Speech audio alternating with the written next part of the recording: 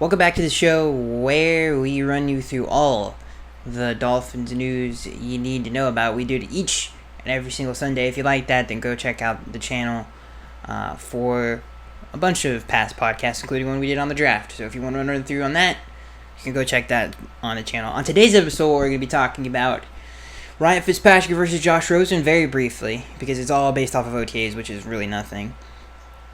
And we're going to be talking about some of the best linebackers in the history of the Miami Dolphins franchise. Not really the entire franchise, just the last 20 to 15 years. Because it is interesting. I got this question on the fan Q&A, and it was really hard for me to even think of any Dolphins that were even on the team more than a year that actually were good linebackers, other than Zach Thomas, obviously.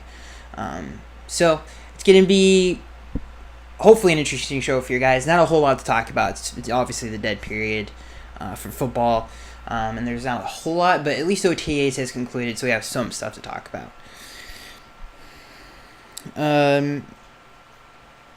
This first news story comes from Pro Football Rumors.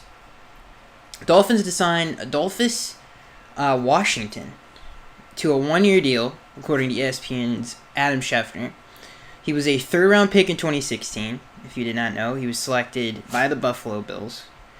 Since then, he's played one game for the Bills. He was with the Cowboys on their practice squad. He's only 24 years old.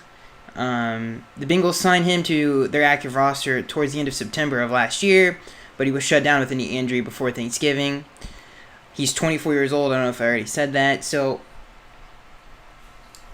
a high-value pick, young dude, really just taking a flyer out on him. The thing about this particular signing that's different than like Nate Orchard or some of the other guys that we signed, there's not a real need for the interior line, really. If you don't know, we're playing multiple fronts. So we're playing a 3-4 and a 4-3. So it's going to be interesting to see what players play what on any given down.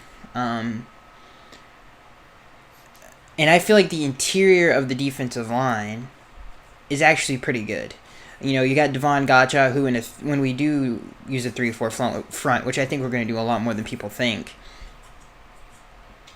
he's going to be a defensive end, which is going to be interesting to see how he handles that and how he can transition to that type of position. You're really still kind of in the same spot as you would be in a 4-3 defense, but you're asked to do a little bit more. Obviously, you want to get more pass rush production out of that position than you would in a 4-3 defensive tackle. So it's going to be interesting to see how he adjusts. It is an adjustment in terms of alignment and obviously to what you're supposed to do on every single play, but the positioning on the field is not much different. So it's going to be interesting to see how that works. But other than versatility, I feel like the talent level of the interior guys, like you talk about Christian Wilkins, who's obviously the second most versatile player to Minkah Fitzpatrick. He would be the most versatile on anybody else's roster. You talk about Vincent Taylor. Obviously, we talked about Devon Gotcha. Those are really good players. And what I mean by really good players, I mean they're above average, I would say. Most of them. I mean, Devon Gotcha is probably a good starter, so he's probably average. But it's hard to find good starters in the NFL. And I think Vincent Taylor has a chance to be something a little bit more than that. And obviously Christian Wilkins, we took him in the first round with the 13th pick. A super talented guy, was projected to go in the top 10. So I feel like the interior is not being talked about a lot. So this signing of obviously Washington from Buffalo is not someone who I would really see playing a lot, is my point. It's not like Nate Orchard where you're signing someone who's bounced around the league that could see serious playing time just because of the need. We really don't have a huge need on the interior defensive line. I feel like it's a pretty good unit, and I don't think a lot of people are talking about it. Even on this show, I don't think we talk about that enough. We talk about constantly how the Dolphins are going to get pass rush, which is true. I mean, that's a significant space to fill. But the defensive line, the interior, the defensive tackle position, I feel like we don't talk about enough. And it's actually a pretty good unit. And I really do feel like, now, pass rusher is one of the most important positions on the field, don't get me wrong. But the narrative that this defense has holes, like a lot of them, is ridiculous. The secondary is really good. I mean, in all of the positions in the secondary, they at least have someone who is a starter in this league, who's a good starter. And they have, obviously, Pro Bowl caliber talent there. Then you look at the front, the interior is pretty dang good. You got 3 starters there. That would start on a lot of teams in the league, and even playoff teams. And I think Vincent Taylor can be something pretty good. And if he can, then him and Christian Wilkins, that's going to be something pretty awesome. But the pass rush is really where, and it's, if not the most important position, don't get me wrong, I understand that, where you kind of, you have to go whatever, but it is interesting, though, because, like I said, there isn't as many holes as you might think on the defensive side of the ball, which makes me think, and you look at New England, and I brought this point up on last week's show, that they didn't have an all-star pass rusher either, and they were still effective, especially on third downs and in the red zone. So, again, the narrative that this defense is, it's got a lot of holes in it, there's too many to fill before the canoe sinks, it is a little ridiculous. And I thought this was a good way of bringing that up. But it is interesting, like I said, when you look at the interior depth chart, it's actually pretty good. Alright, let's move on from that. In terms of other news, there's really not a whole lot concrete-wise to talk about other than this. Now, this is a report from the beat writers, everybody, from Barry Jackson, Omar Kelly, Dave Hyde, Armando Salguero. That's pretty much everybody I can think of right now. Chris Perkins, who, I don't know the beat writer for the ESPN, but he's obviously, some of these guys, obviously, some of you read on a consistent basis. Pretty much is like, no one disagrees with this report. And this comes from the NFL Spin Zone. Miami Dolphins, Ryan Fitzpatrick being ahead of Josh Rosen is not surprising. Barry Jackson, okay, here, let's start here. As the Dolphins have begun offseason workouts, it seems that Fitzpatrick has the early lead in the battle. According to Barry Jackson of the Miami Herald, the veteran quarterback has been the best at the position in Miami's offseason workouts to this point. Though he also noted that Rosen has played well, it's just that Fitzpatrick has been better. Now, I feel like, obviously, this is a fantastic topic. I don't have numbers in front of me because these articles, I swear to God, I can't find them after a while. It's basically noting OTA practices.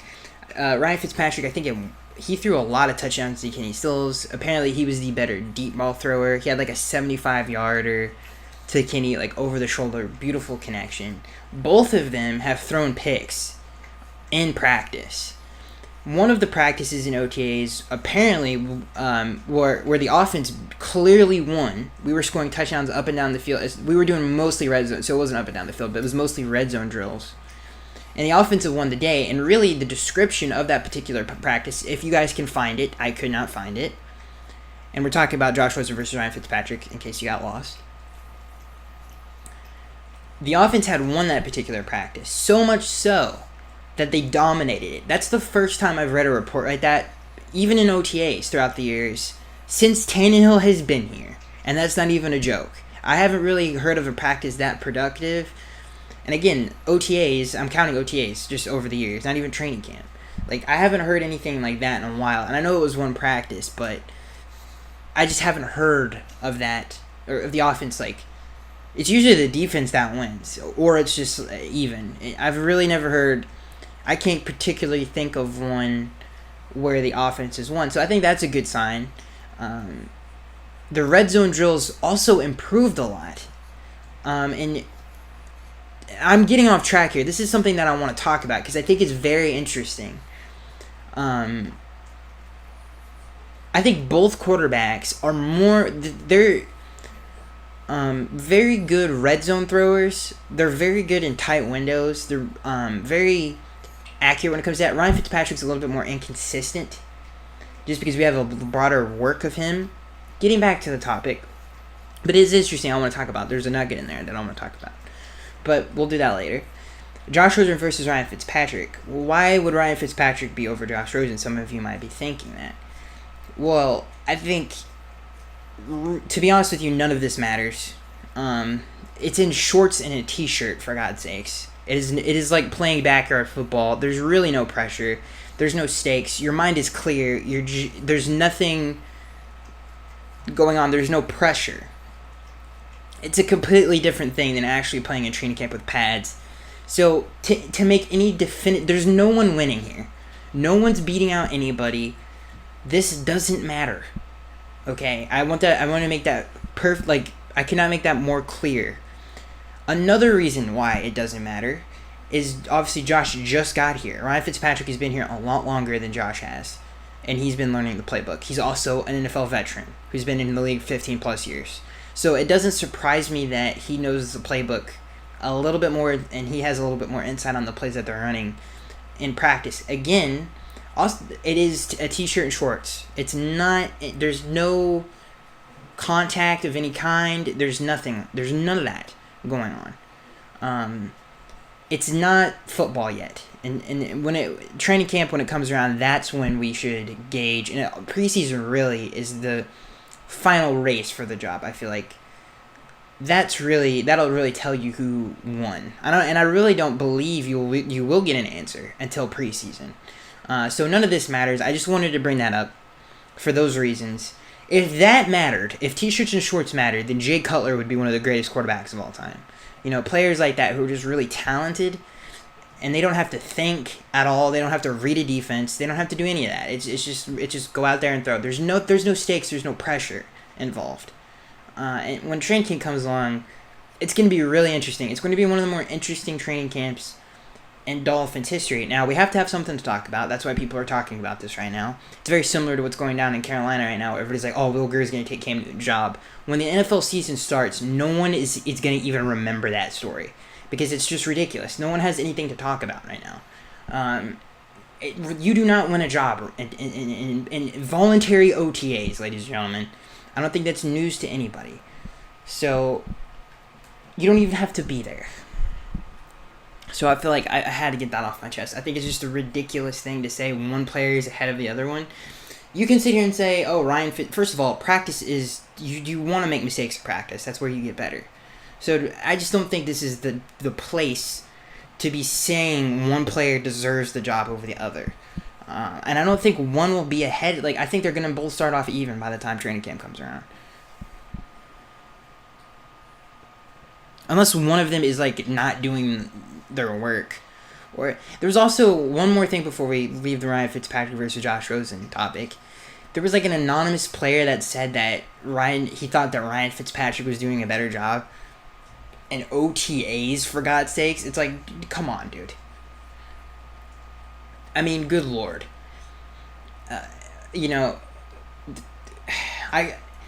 The one thing that's interesting about these two is their personalities could not be more different. And, people bring up in the past that how Ryan Fitzpatrick's personality is very intoxicating. Like, he dominates the locker room because everybody loves him. That's going to be interesting because if their play is super similar, that's got to be the deciding factor.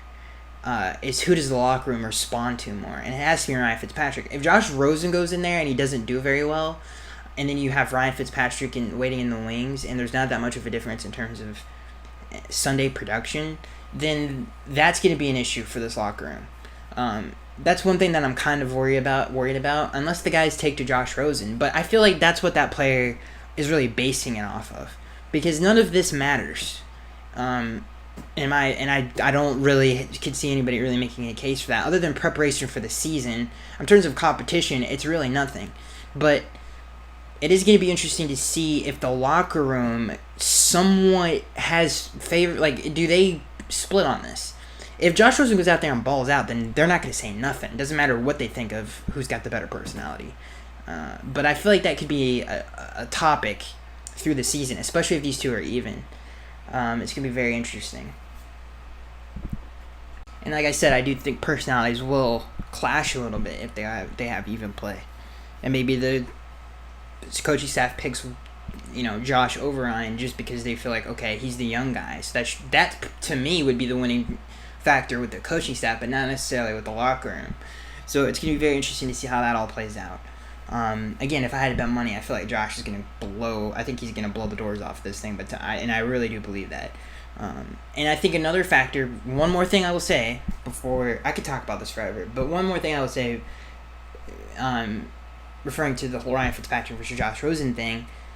Ryan had a pretty decent season last year. It wasn't great. He turned he was getting yanked in and out of the lineup. They weren't all the way behind him. He wasn't getting starter reps, right? Preseason he was because Jameis was suspended. But he wasn't the starter of the team. The organization wasn't rallied around Ryan Fitzpatrick. He's an afterthought. So, but he still performed at a pretty good level. There is something to say about certain players do hit a golden stage of the career at weird times. It has happened before. So, this is a player that's been in the league for a long time, who has the arm talent, he's got pretty good pocket presence. He's got talent. He's got knowledge. He had a half-decent season last year. He had, I think, an 84 PFT grade, Pro Football Focus grade, if you're interested in that. So I feel like that's another factor as well. Ryan Fitzpatrick could be a little bit better than a lot of people think. So I feel like I haven't talked about him like that enough because he is a formidable opponent. He is not just some Josh McCown type of a guy who's going to be this, he's actually someone who could be a pretty dang good starter. So, who has the potential to do so. And obviously he could be just Ryan Fitzpatrick. So, I feel like that's another thing I should bring up. But none of this nonsense about how one is over the other yet. It doesn't matter.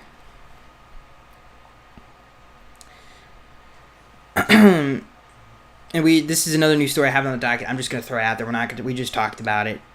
But Devon Gottschall talks about his fit in the new Miami Dolphins defense. What he explains the differences between a 3-4 and 4-3 and getting into different techniques. He's also been working as a nose tackle in the 3-4 lineups as well. So yeah, I feel like we should have brought that up. And in OTAs, this is one other thing. This is a little nugget that Brian Flores brought up. He said that Minkah Fitzpatrick could be playing linebacker as well as corner, safety, slot corner, all of those different positions. The one thing that I thought was interesting, he said that before, where Minkah is going to play Minkah is going to play a lot of different positions. He said that at the coaches meeting, but he never said anything about a linebacker position. So that sucks for Minkah. I mean, not only is that a mental toll, but that's a physical toll as well. To play all of those different positions is tough, and he's a DB, dude. It's going to be interesting to see how he handles that. So there's another little OTA nugget for you guys. All right, let's move on. And I'm trying not to ramble. I'm trying to stay on topic. Very, trying to make sure. Before we get into the big topic and before we transition out of the news, we have one more news story, and this is the linebacker. It's not really a news story. It's just a topic. This comes from Fin Fanatic, and I thought it was an interesting topic of discussion. Best Miami Dolphins linebacker since the year 2000. This is just 20. Let's just say 20 years. The 8th best linebacker, according to Fin Fanatic. And the man who wrote this is Nick Belletto. Number 8. Let's see here. He has Jelani Jenkins. And as soon as I read this before I did this, because I thought this was really interesting. And I want to see what you guys think. As soon as I saw Jelani Jenkins at number 8, now listen. I was like, this is going to be one heck of a list. Actually, is that who's number 8? Yeah, that's who's number 8. Jelani Jenkins. I say this is going to be one heck of a list. Because Jelani Jenkins is not that... I mean, he had one half-decent year. In 2014, I think. or 2013. I can't remember. He was not a very good player. Okay, let's just put it that way. He had a good year, but it's like we're in for one heck of a ride. 7, he has Derek Rogers. If you're not familiar with Derek Rogers, I'm going to read you some stuff here. He played for the Dolphins from 1997 to 2002. Rogers was good for 202 tackles, 1.5 sack, and a forced fumble. That's it. That's not great at all. That's okay. And from those are his stats from the year 1997 to 2002. That's not good, dude. Especially in those days. I could have sworn Philip Wheeler was on this list, but I guess not. Which I thought was hilarious that Philip Wheeler was terrible. 6 was Carlos Dansby. I thought about this when someone asked me this question, like what were the best linebacker cores over the last few years, and I was like Carlos Dansby and Kevin Burnett were pretty. They're pretty good in 2012. I think that was their best year. In 2011, from what I can remember, that was I think that was the year we started like 0-7. And then Matt Moore came in and won 6 straight, which was fun to watch. But other than that, I mean, that season was not a good memory.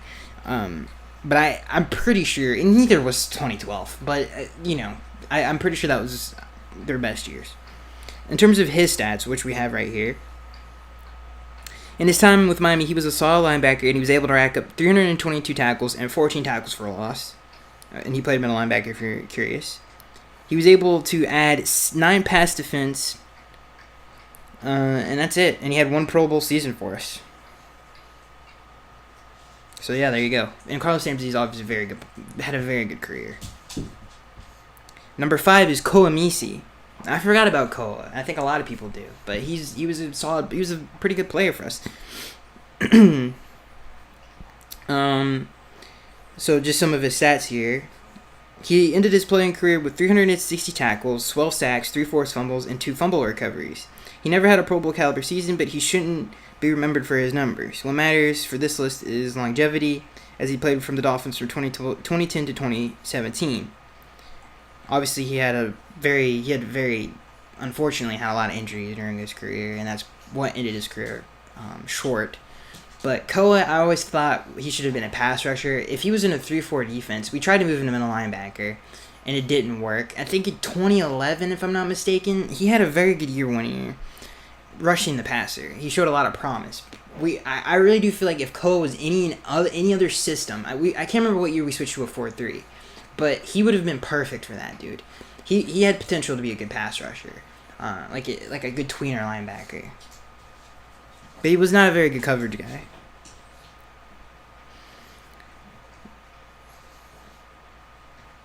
Number 4 is Joey Porter. Now, this is the guy who I immediately brought up, but I cannot remember what he was listed as because we ran a 3-4. Yeah, so I guess he counts, and he played outside linebacker his entire career. So, but yeah, Joey Porter, to me, he puts this guy at 4. Joey Porter. If you're not familiar with Joey Porter, he was a very good player for a long time, mainly for the Steelers. But he would be like top 3 to me. I don't know where he would be, but he had a phenomenal year, which we're about to read about right now. Let's see here. Porter struggled in his first year, only tallying 5.5 sacks in 2008. He had a Pro Bowl season, racking up 17.5 sacks in 2009. But obviously, as a team, we weren't very good. We were terrible. Porter ended the season with 9 sacks and a few controversial moments that resulted in his release in 2010. So, out of the 3 years that he was with us, 2009, which was not a good year for Dolphins fans, was his best year. He had 17.5 sacks. I could have sworn that was the playoff year, but I think I just get those mixed up because we went to the playoffs, won the division in 2008. He, to me, if you have 17, I know he's like longevity matters. No, it doesn't. None of them are that good, dude. None of them could, comparatively to everyone so far on this list, none of them even came close, other than Carlos Dansby, who had a Pro Bowl year, but even then, it didn't even come close to Joey Porter, 17.5 sacks. Like, it's not even close, dude. It's from statistics, he just was not, none of them come close to that. other than one man that we're going to talk about on this list. Number 3, Channing Crowder. This is a deep cut. He was a solid member with for the Miami Dolphins linebacker core from 2005 to 2010, playing in a variety of different roles for the team. Even though Crowder was never labeled as a stud linebacker, his numbers were, he racked up 400 from 2005 to 2010, so a 5-year span. This is what his numbers were: 469 tackles, 2.5 sacks, 3 picks, 3 forced fumbles over his career, and I think as a Dolphin, yes. No. Just because, no. I feel like Channing Crowder, he was a good player. I just don't think he's over Joey Porter. Even though Joey didn't have a great season in 2008, it was like pressures and stuff like that. He was still someone to be feared on that team. And to be honest with you, his 5.5 sacks line up to even Channing Crowder's best years. So, to me, I feel like Joey Porter, for effectiveness on the field, he was a talented player. He's obviously not the best off the field guy in the world, but I don't think, neither one of these guys are going on, maybe Joey goes to the Hall of Fame, probably not. But, this isn't like some esteemed award, you know what I'm saying? So I feel like just because of that, Joey should be higher. Number 2 is Kiko Alonso. Now, we're not going to have to, I guess we can go through his, he doesn't have his numbers listed, but this is an interesting pick. He brings up something very interesting. He says Alonso had a great season last year and was deserving of a Pro Bowl, to be in the Pro Bowl conversation. When you look at Kiko's first few games of the year, he was phenomenal, right? This is a perfect example of that, and we all know this. He was he was overly aggressive at times. He got lost in the trash a lot. He was in the wrong gaps sometimes, a lot actually. But he was the best tackler. He had very good numbers. He's had very good numbers as a Dolphin. Really has, right? His surrounding and the coaching that he's gotten has been terrible. If we give him a good scheme and I feel like he can be very good. So I'm actually optimistic about Kiko being a middle linebacker in this particular defense, and I feel like nobody's talking about him just because. Listen, dude, it hasn't been good for anybody the last few years on this team. I think giving him a second chance out of all people, he was productive. At least he was productive, right? I think is well deserving. Everybody complains about him in coverage and all this other stuff. I feel like as a scheme, it was terrible. Like, the scheme we were running with Matt Burke was god-awful. Matt Burke was a terrible coach. I don't have to tell anybody that. And I think, what was his first year? Who was his coach? Did he get here when Adam Gase got here? I don't think so. What year did Kiko come here? Someone's going to have to tell me that in the comment section below. I cannot remember. I remember it was we traded for Byron Maxwell and Kiko. I don't know if that was their first year here, though. It might have been. And if it was, then obviously he's had Matt Burke since he's been here. So, and Kiko's a very talented player, and he's a good tackler. And he's actually pretty decent in coverage, too. So, and he's had a lot of good moments here. If I was making this list, he would probably be too, and I'm not even joking. You think about the pick 6 against San Diego, he was a huge reason why we went to the playoffs. He had the pick against the 49ers. Like, he was one of the bigger reasons we even went to the playoffs in 2016. I'm trying to remember all the players on that team. He was top 3 on defense. And, obviously that wasn't saying much, but he was one of our contributors, one of our higher profile contributors on that entire team. And number 1 obviously has Zach Thomas, who should be in the Hall of Fame. We don't even have to talk about this. I think he should be in the Dolphins Ring of Honor already. He's a great player. He was a 5-time first-team All-Pro player, right? A 2-time second-team All-Pro. First of all, that 5-time first-team All-Pro, that alone should get you in the Hall of Fame. There are players in the Hall that don't even have that many first-team All-Pros. He was a 7-time Pro Bowler. He's a Hall of Famer, dude. He's one of the best players in Dolphins franchise history. He's a great. Him and Nick Bonacati. They're going up into the Dolphins Hall of. All the greatest Dolphin team of all time. You're putting those two next to each other. Like, Obviously, dude. But I do feel like you're gonna. I would love to argue. Someone else come over here and tell me that if you wouldn't put Kiko at number 2. And I've said this about Kiko. I've ranted about Kiko a lot. But if you really look at the way he plays and just the scheme that he played in, dude, like, and I give a lot of flack for a lot of things that, like Rashad Jones and all them, but I feel like Kiko does get a little bit of a pass because he was productive, even though he had his moments, obviously the late hit stuff, and then, his struggles in coverage at times. But he was asked to do a lot in that defense, and I don't think that gets talked about enough. So let's move on. That pick against San Diego, I don't know if they were LA at the time. I'm pretty sure they were still San Diego. That was legendary, dude. That goes down in Dolphins lore, dude. That pick 6 to win the game, people forget about that. That won the game, guys. I think Phillip Rivers was driving, and I really did think, oh, here they're just gonna hit the field goal because they were moving up and down on the defense the entire game. And then Kiko, even though he had like 4 picks, but they were still moving up and down the field. Kiko pick 6. It was one of the best moments in a long time, dude. So even just because of the memory, I'm putting Kiko in the top 3. But anyway, and I don't want to talk about Kiko anymore. He had a very good start to the year. The scheme sucked. The defense of coaching sucked. I'm excited to see what he does in Brian Flores' defense. I'm very excited to see that. So let's move on to the big topic of the day. And I want to bring it back to Ryan Fitzpatrick and Josh Rosen.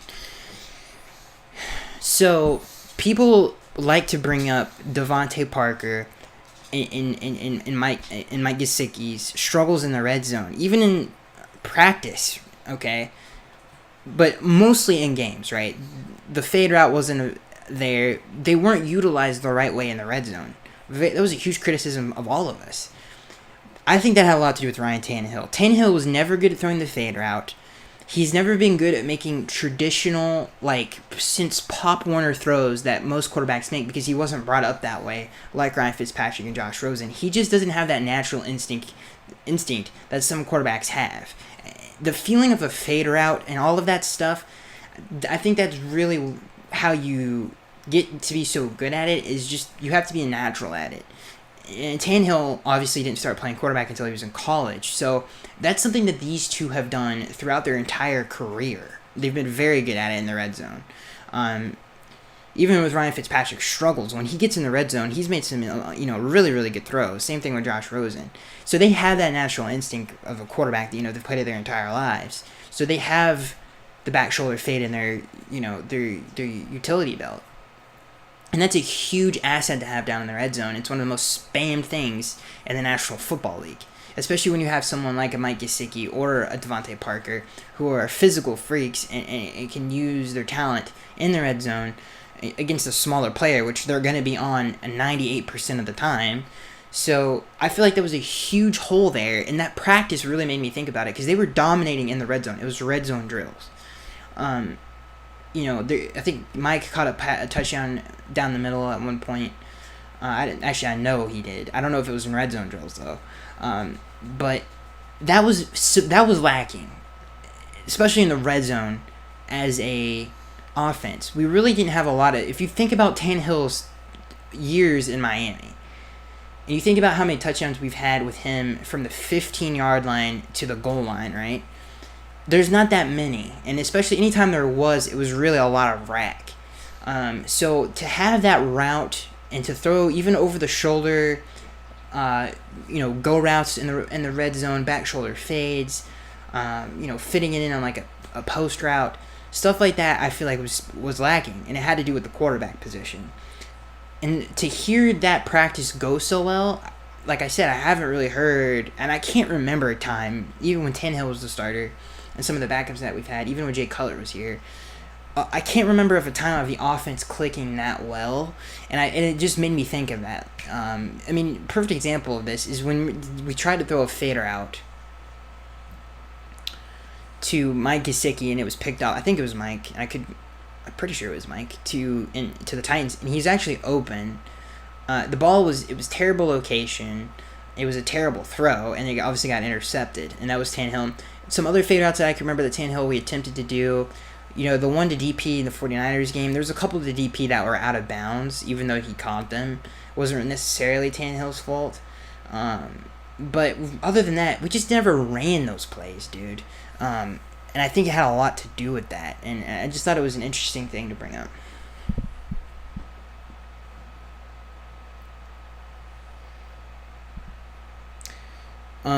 So we're going to get into the fan Q&A.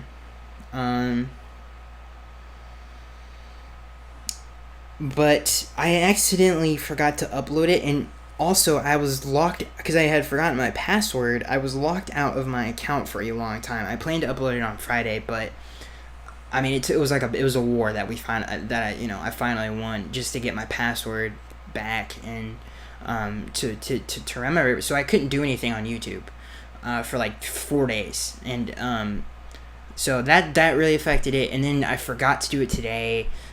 So I apologize, but I really wanted to get this episode out because I haven't missed a Sunday in a long time, and I know it usually uploads Monday morning, but I recorded on Sunday, so I was like, I'm not missing Sunday. I'm doing this anyway, even though we don't have a ton of questions. We'll make up for it. And it wasn't my fault this time. It was, but I don't want to ramble on anymore with that. Just giving you guys a reason for why it happened. I think we have like 7 questions. That's not a lot. I might actually be able to go back and answer some questions from maybe that we didn't get to. All right, so let's start with the fan Q&A. If you're new here, we do this fan Q&A. You can participate. Usually I upload it on Friday. You can ask your questions. I answer them. It's a really good thing to do as a community of Dolphins fans, which I am. I'm just talking into a mic. You guys are obviously participate and make the show what it is, and it's awesome.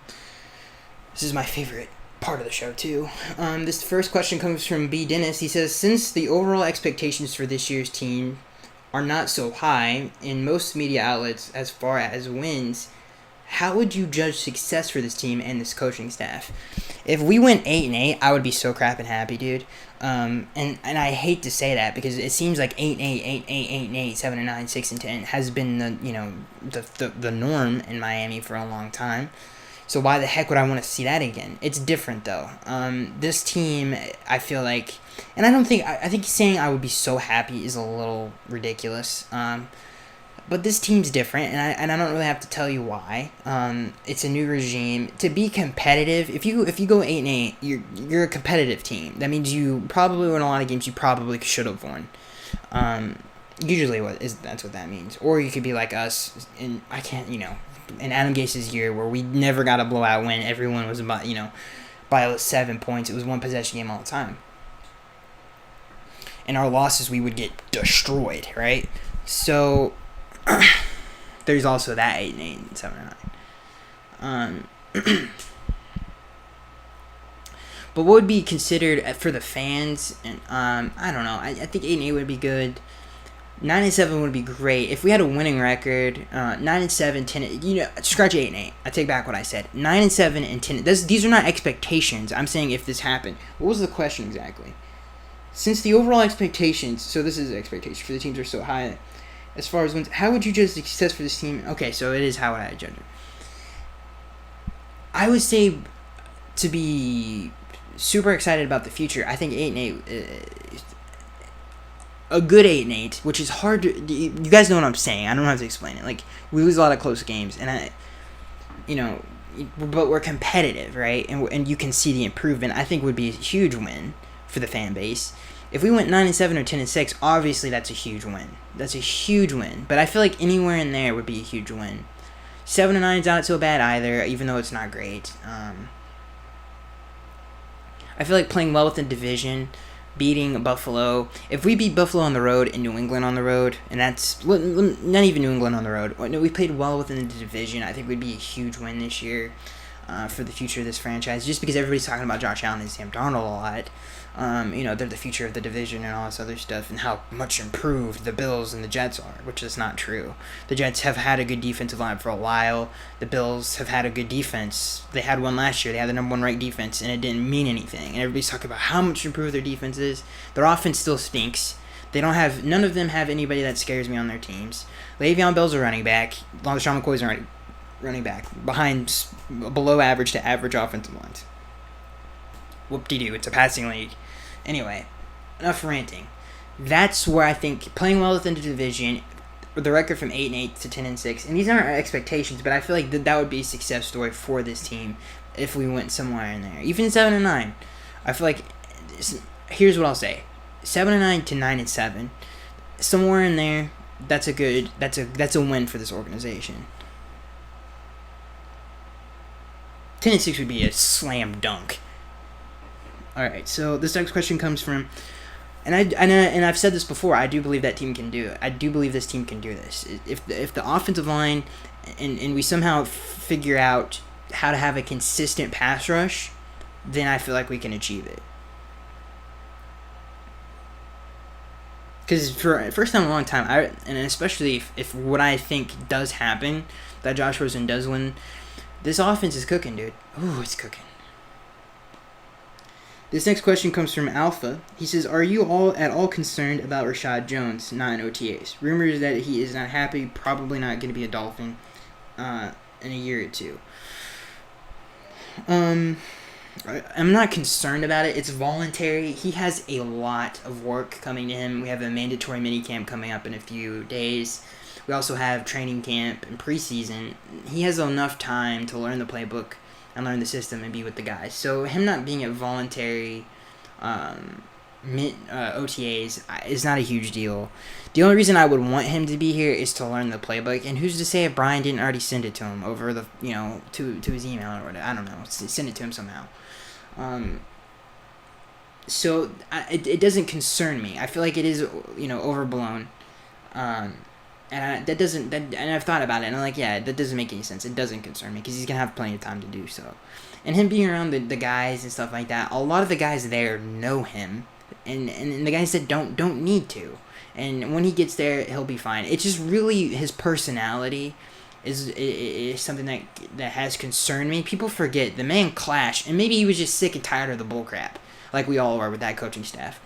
Because that is the first time Rashad's done anything like that. So maybe that is what it was. And maybe I had to take 2 steps back, and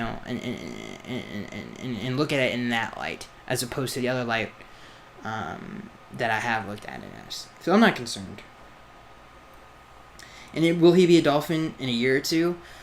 2 years? That's a huge question mark. But I know for sure he will be a Dolphin by the time week 1 of kickoff. I really do believe he will be, and I think it will be a big part too.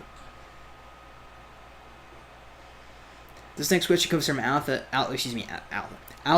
He says, Skaggs, my next question is a little off our normal topics, but I wanted your opinion. Wouldn't it make more sense if the Dolphins were in the AFC South as opposed to the East? Our division rivals are all the way up north, and we are all by ourselves. Thoughts? Yeah, I mean, you could say that for a lot of teams in the league. It's weird. I mean, yeah, dude. It is weird. You can say that for, like I said, for a lot of different franchises, but it would make more sense. But again, back in the day, you think about when we were first a team, the Jaguars didn't exist. The Buccaneers existed, I think. They may not have existed just yet. So, maybe not. I think we got in before the Buccaneers. I could be wrong, but I think we did. So, let's say the Buccaneers didn't exist, and I'm right. The Jaguars definitely didn't exist. So that takes 2. You said the AFC South, right? The Colts used to be in our division. That's who's also in the division. Obviously, the Texans are in there. I feel like it was just because of a place and time we were put in the AFC East. And we have such good history with the Bills and the Jets and the Patriots that it's like, you really don't want to sever that, and obviously, like I said, there was lesser teams. So I feel like that is the reason. If all of these teams existed now and they had to do the divisions over again, I feel like we would probably be put in that category. But since that didn't happen, that is the reason we're in the AFC East, if I had to guess. Okay? So there's a little history for you, if I'm right about the Buccaneers. This next question comes from Ron. He says, if Fitzpatrick wins the quarterback job and plays well and Rosen doesn't get on the field this season, do you consider that as proof that Rosen isn't a franchise guy for the Dolphins, or do you give him another year? This is a great question. And that question came from Ron, in case I didn't say.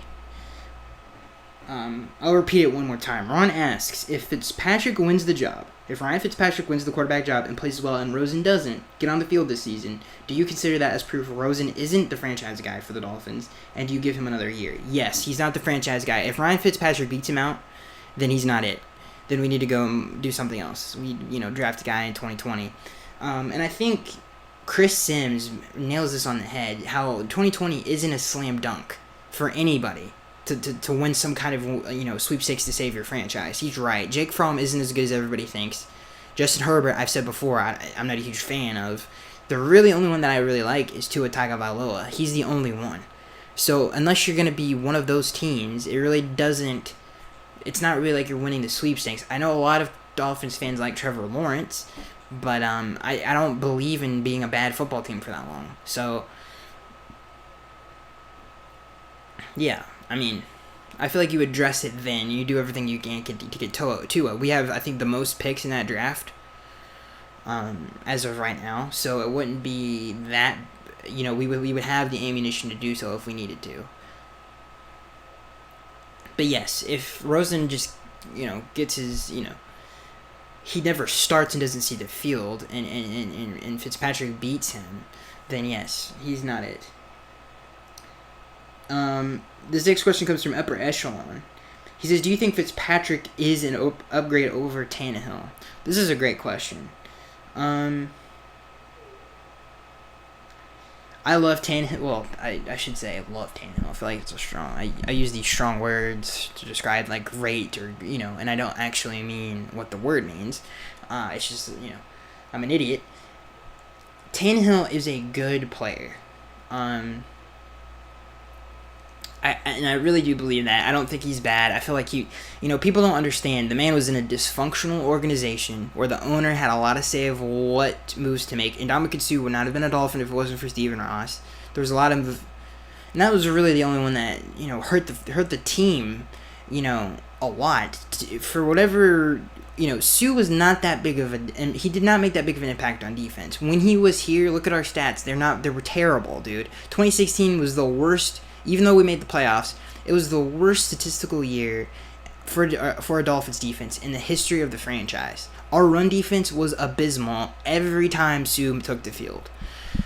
So that was one of the bigger, mishaps. You have, the constant coaching changes. No one really being a good coach, no one being a good leader of the team and the franchise. Tannehill was put in a dysfunctional organization. He wasn't developed the right way. If he had went anywhere else, he would have had a better career, and I don't think anybody can argue that. So is he an upgrade over Ryan Fitzpatrick? Is Ryan Fitzpatrick upgrade over Ryan Tannehill? No, I wouldn't. I don't think so. Why people have this idea of Ryan Fitzpatrick being this much better than Tannehill is interesting to me. If you look at their career stats, which is how they perform and how productive they were, Tannehill's is way better than Fitzpatrick. His turnovers are way down. He's had consistently more touchdowns than Fitzpatrick through his career, other than one season with the Jets. That's it. He's been a more consistent player than Fitzpatrick. The thing that sold me, I don't think he's an upgrade. I think I would say they're about as even as it gets. I think who gets the edge, you can throw that up in the air, and if it hits heads or tails, then you have your answer. It's not that big of a deal. Like, I just don't think he's an upgrade.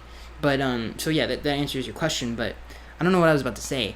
The thing that sold me on why we had to get rid of Tannehill. Here's why.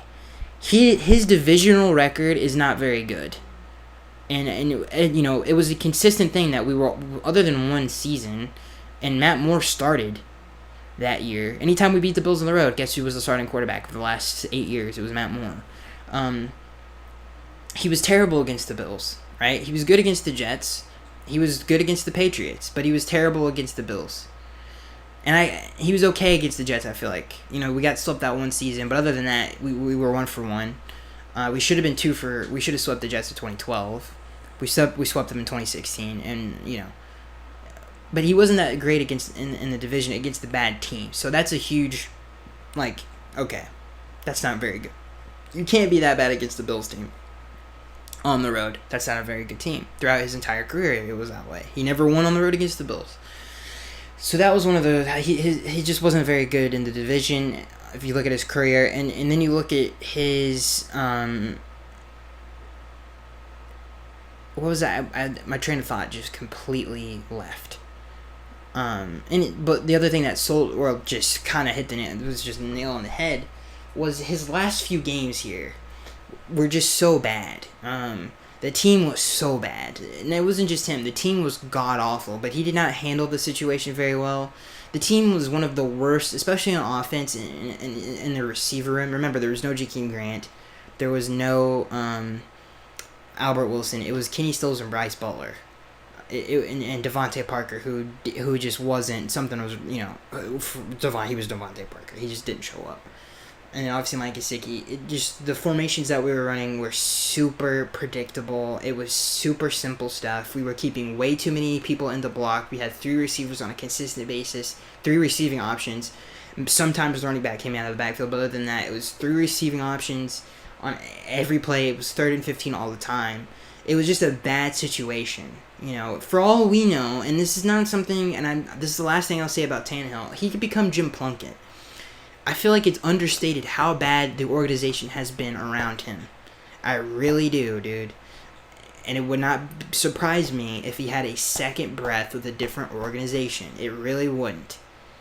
It did not work here in Miami. It just didn't. And I think it just didn't work. It can all agree with that. But there were bright spots. And you could see, and that's why Tannehill was here for so long, and that's why the fan base was so divided, you could see it. That he was he had the potential to be that. He just never did. And it had a lot to do with the organization around him. And I really, really do believe that. And I don't think we have any more questions. Let me see. If you're not familiar with Jim Plunkett was drafted to the Patriots. They were super bad, just as bad as we were. And they had a frugal owner, who didn't want to spend money. We actually have an owner who will spend money. And the point is that he was drafted to a dysfunctional organization, Jim Plunkett. He goes to the 49ers, also a bad football team, dysfunctional there. But he had talent. He was the first overall pick in the draft. He goes to the Raiders, who's a very functional organization. They know how to build a football team. They know how to coach a football team. They're very consistent in who leads that team, Al Davis. And he has a Hall of Fame type career. He wins 2 Super Bowls. Sometimes it's not just one person. So there you go. That's one of the point the point I wanted to make. I think that's it for the fan Q&A. I think, did we do 7? I feel like we didn't, but I don't see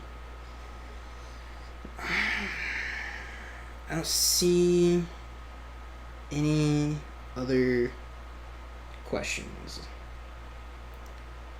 I'll see if we have any from last week. We got a few more minutes left.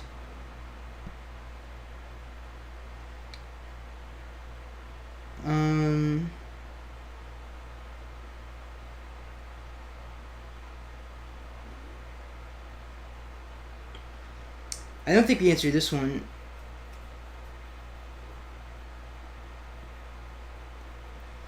Let's see here.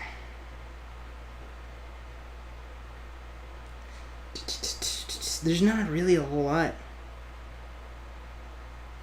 There's a couple here. This question comes from SM. He says Demontre Moore. We had him on our team 3 years ago in game. Well, he was a first round pick, right? I think so. I can't remember though. He played for Texas A&M. I remember that. And it gives in the AAF. He put up 7 sacks, 6'5", 260 pounds, 26 years old. Should we take another look at him? Could be a late bloomer like Cameron Wake. No, I mean the man had so many opportunities, and I don't feel like, we have a lot of guys on this team that are like a Demontre Moore that have potential to be something like, like a Jonathan Woodard. So I don't think we need that. But you could be right. I think we answered this question. He says, your thoughts on Rosen and Aaron Rodgers comparison? I think it's one of the dumbest things on the planet. Let's just put it this way. We don't want Aaron Rodgers' personality to be in Josh Rosen, unless Josh Rosen plays like Aaron Rodgers. But we don't know that yet, so. I think that's it, ladies and gentlemen.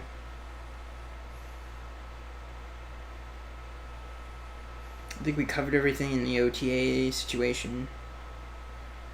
So yeah. That has been your episode for this week. I hope you guys enjoyed. Hopefully you have a good Memorial Day. And a good weekend. Hopefully you had a good weekend. I'm looking forward to getting back to football very soon. This is getting a little ridiculous. The NBA Finals are almost around. Obviously Toronto and Golden State. Hopefully that's half decently entertaining, as the conference finals for the Eastern Conference was, because that was awesome. But other than that, we really, I'm not a baseball guy, not a hockey guy either. So, this sucks, guys, for sports fans. This really sucks. But hopefully and I'm so excited to see. This is the one year that you're really not, as a fan. You depending on what kind of fan you are. If you're a hardcore fan, or if you're more of a, what do they call fans that are just kind of around? I can't remember the word for that. Not fair weather fan. That's not the word I'm looking for. Surface level kind of a guy. You kind of just like to watch the games. You really don't care about the X's and O's of everything and how a team is built, and some of the how did this team get to this point, and you're looking at certain players to be productive and the potential of the future for some of these guys. It's fun to see what this team is going to do with this scheme. I'm very excited to see what this defense does with this scheme. Apparently, according to OTAs, it's super creative. And I suspect this is TJ McDonald, and I feel like we're going to do a 3-safety lineup where we're going to have TJ McDonald, Rashad Jones, and Fitzpatrick on the field at all times. Book it. I'm guaranteeing that. And apparently that there's a player that's lining up in a position on defense that they can't talk about, and I'm pretty sure it's TJ, so it's not that hard to figure out. So I'm excited to see what the defense does. The offense, I'm excited to see what Chad O'Shea does with his skill positions. I'm very, very excited about this team, and I'm very excited about this coaching staff. It's one of the best we've had. And the people pulling the strings, when you talk about Reggie McKenzie, Marvin Allen, Chris Greer, those are very, very, very, very good guys, dude. Those are guys who have drafted in a lot of good players, who have been a part of building a lot of good teams. And a lot of people remember Reggie McKenzie for his days in Oakland. Think about his days in Green Bay and being a part of building those teams. A lot of really good teams in Green Bay. So he comes from a very, very productive, successful background. Same thing with Marvin Allen. And the same thing with Chris Greer. He worked in New England. His father was a very, very good. Same thing that he does now. He was very good at it. So I'm very excited for the future of this team. So that's going to be it, guys. And also, before we leave, I do want to get this. I think we have less than 60 seconds. Dude, this whole thing about the Jets and Bills being this greatly improved team is ridiculous to me, dude. Their offenses are not that great. Our defenses can more than play with them, dude. Okay? And compete with that offense, for God's sakes. So, I don't understand how we're right there with them. Seriously. I'm not even joking right now. We're just as good as they are. And I'm not even if you look at rosters, dude, where are there, Chris Herndon is who else? Robbie Anderson, dude? Right? You look at the Bills, John Brown and Cole Beasley and Zay Jones. Charles Clay is in Arizona. Bring it on, dude. If that's what wins an AFC East championship, bring it on. So that's all I gotta say, dude. I am Skagster83. I hope you guys enjoyed, and I'll see you guys in the next one.